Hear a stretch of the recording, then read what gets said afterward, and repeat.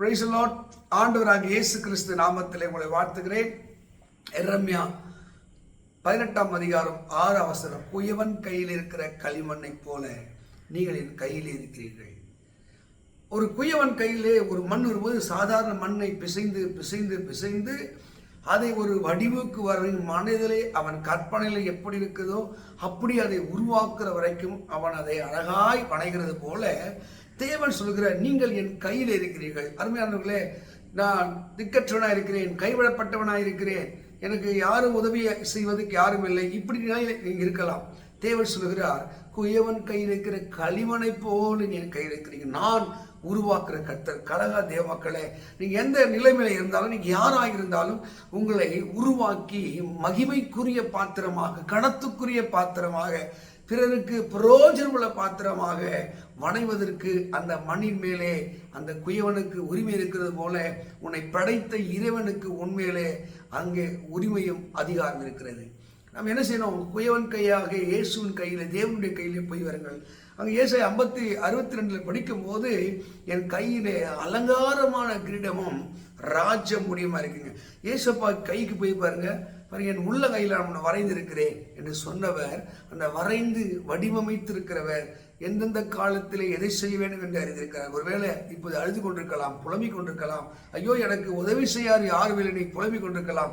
நீங்க தேவனுடைய கையில் வரும்போது அவர் அதின் காலத்திலே அவர் நேர்த்தியாக செய்வார். ஒருவேளை அழுது கொண்டிருக்கலாம், புலம்பிக் கொண்டிருக்கலாம். தேவன் இன்றைக்கு ஆனந்த களிப்பை மகிழ்ச்சி அடைகிற ஒரு காலமா இருக்கிறபடியால் சொல்லுங்க, ஆண்டவரே உன் கைக்கு நான் களிமண்ணாய் வருகிறேன், என் விருப்பம் இல்லை, என் ஆசை இல்லை, நீர் விரும்புகிறபடி என்னை வடிவமையும் சொல்லி பாருங்க.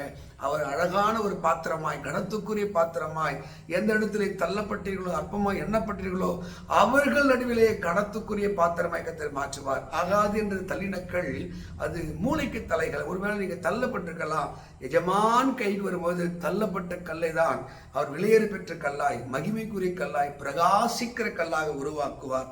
நீங்க அறிவிலே, திறமையிலே ஒருவேளை குறைவுள்ளவராக இருக்கலாம், பேசக்கூடிய திறமை ஆற்றல் உள்ளவர்களாக இல்லாமல் இருக்கலாம், இல்லை உங்களுக்கு பொருளாதாரத்திலே குறைபட்டவர்கள் இருக்கலாம். பரிசுத்த வேதத்தில் எத்தனையோ சாதாரண மனிதர்களை அவர் உயர்த்திருக்கிறார். அவர் கொள்ளுகிறவர், அவர் உயிர்ப்பிக்கிறவர், அவர் கட்டுகிறவர், அவர் இடிக்கிறவர்.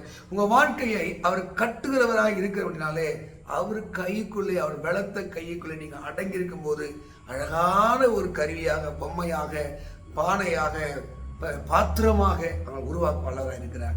அவர் கைக்குள்ளே வந்து விடுங்கள், அவர் அன்புக்குள்ளே வந்து விடுங்கள், அவர் போதனைக்குள்ளே வந்து விடுங்கள், அவருடைய உபதேசத்துக்குள்ளே வந்து விடுங்கள், உங்களை அழகாக உருவாக்குவார். இதைத்தான் யாக்கோபு 1 சொல்வது, அவர் சத்திய வசனத்தினாலே அவர் நம்மை செழிப்பித்து நம்மை உருவாக்குறவராக இருக்கிற தேவ மக்களே, கலங்க வேண்டாம், திகைய வேண்டாம்.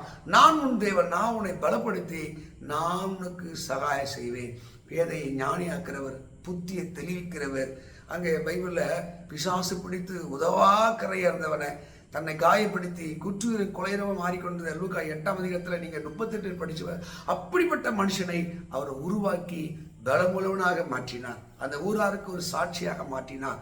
என்னுடைய தேவன், உன்னுடைய தேவன், அவர் உருவாக்குறவர். நீங்க அவர் கைக்குள்ள வந்துருங்க.